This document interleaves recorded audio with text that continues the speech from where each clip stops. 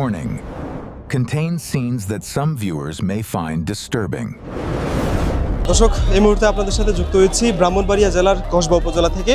আজ দুপুর 3টার দিকে, আনুমানিক 3টার দিকে এখানে আশেপাশ দিয়ে এই পুকুরটির পাশে রাস্তা ছিল, সেই রাস্তাকে কেন্দ্র করে আসলে আশেপাশে যে মানুষ ছিল তারা অনুমান করছিল যে একটি লাশ ভেসে আছে। তো পরবর্তীতে এখানে এই খবরটি ছড়িয়ে যায় চারপাশে। ছড়িয়ে যাবার পর আসলে এখানে যত মানুষ আছে, উৎসুক জনতা এখানে চলে আসে। তো এখন পর্যন্ত এই জিনিসটি চূড়ান্ত হয়নি যে আসলে এখানে লাশ নাকি অন্য কিছু। তো আমরা যদি চারপাশে একটু দেখাই যে এখানে অনেক মানুষের উপস্থিতি, সব কিছু মিলিয়ে। আর এই পাশে একজন ডুবুরি যাচ্ছে লাশ কিনা এই জিনিসটি চূড়ান্ত করার জন্য। যদি লাশ হয় সেক্ষেত্রে পরবর্তী যেই নির্দেশনা আছে, পুলিশের যেই পরিকল্পনা আছে সেই অনুযায়ী পুলিশ কাজ করবে। এই যে জায়গাটি আছে এটিকে বলা হয় টিয়ালি বাড়ির মোড়।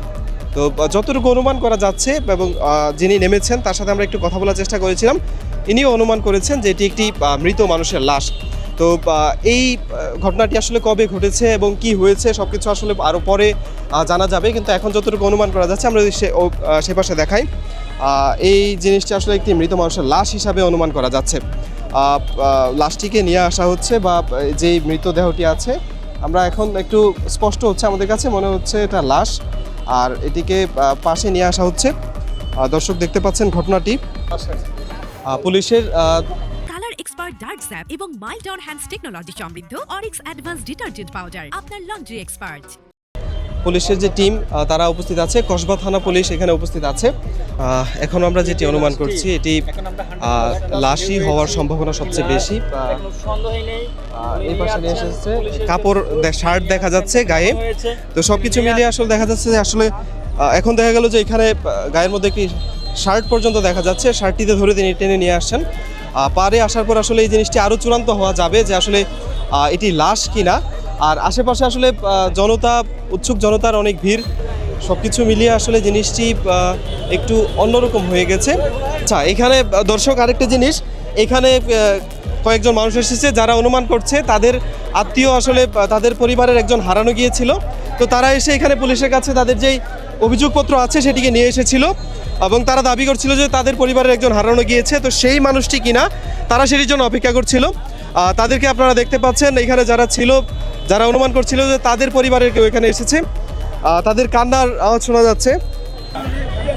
দর্শক এই পাশে দেখতে পাচ্ছেন যে একটি পরিবার এখানে এসেছিল যারা আসলে তাদের পরিবারের একজন স্বজন হারিয়েছেন। তো সেই স্বজন হারানোর বেদনা নিয়ে আসলে তারা কান্নাকাটি করছেন। এখনও চূড়ান্ত নেই যে আসলে তাদের পরিবারের কেউ না, কিন্তু অনুমান করা যাচ্ছে যে আসলে তাদের পরিবারের কেউ। এখানে প্রচুর দুর্গন্ধ, সেই জন্য আমরা মাস্ক পরে রেখেছি। তো আমরা যদি পরিবারের একটু দেখাই যে চিত্র, যে আসলে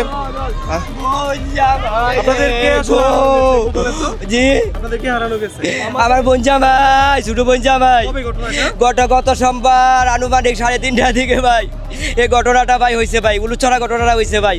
আমরা ওইখানে একটা লঙ্গি পাইছি, বোনজা পরে লঙ্গি ছিল, ওই লঙ্গিটা আমরা পাইছি। পাঁচ হাজার আমরা মাইকিং করছি পুরো কসবা থানাতে, আমাদের লোক টিম সবাই কাজ করছে। লাস্ট পর্যায়ে কালকে আমি ডিউটি করছি যাই ভাই। আমার বোনজা ভাই এটা ভাই খুব সরল মানুষ ভাই, কেউতে 1 টাকা মাই না। আপনারা কি চূড়ান্ত হয়েছেন যে এটা?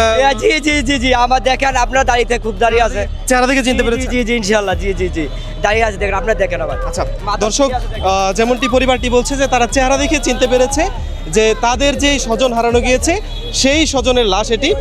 পুলিশ আসলে পরবর্তী যেই তথ্য আছে, আপডেট আছে, সেটি দিলে আসলে চূড়ান্ত জানা যাবে যে আসলে এখানে ঘটনাটি কী। এই ছিল আমার কাছে সর্বশেষ ব্রাহ্মণবাড়িয়া জেলার কসবা উপজেলা থেকে রিফাত হোসেন, আর টিভি, কসবা ব্রাহ্মণবাড়িয়া।